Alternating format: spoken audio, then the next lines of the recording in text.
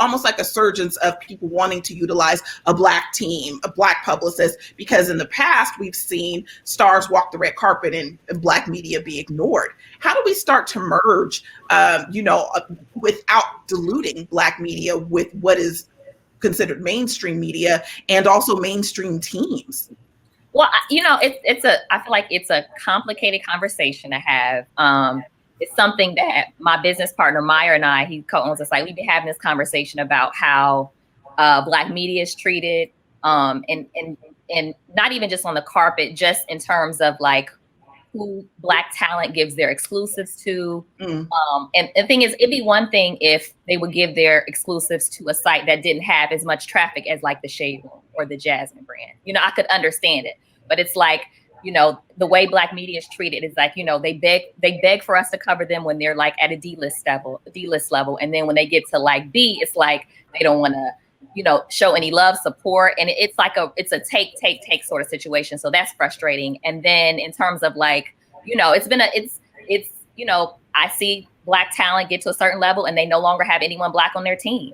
They don't even have a Black attorney or a Black publicist. And it's just, to me, it's just kind of confusing. And it's a reflection of what goes on in other arenas, not just in Hollywood and entertainment. And it's super frustrating as someone that's in Black media who has the numbers to validate why we're here, why we're around. And your readers, they don't necessarily go to a trade publication to learn about your show. They're going to see about it on Instagram, see about it on their site. They're not going to Deadline. You know what I'm saying? Like, your audience isn't going to Deadline to hear about this new show. Like, that's the truth. And if sites like ours didn't cover it, no one would know about it. You know what I'm saying? So it's like it's an ongoing battle, and it's something that we kind of been dealing with internally, and we're working on a few things to kind of try to figure something out, because it's something that is super, super frustrating.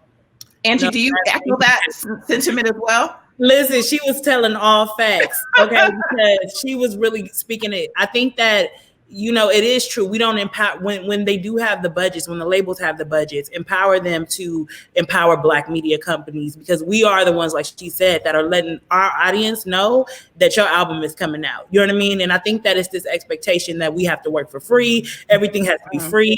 Also, we're marginalized because we do celebrity news. So it's like, oh, we don't want to stop for you on the red carpet because you did this story about us, or you know what I mean, that I put out there. But E! News did it too. You know what I mean? And this TMZ did it too, and so it's like it almost feels like it, we can do the same, and like I said, we build up our artists, like we take them from before they're A-list, and we're pumping them and we're reporting on them, and it does have an impact on their careers, being able to blow up and be big like they are.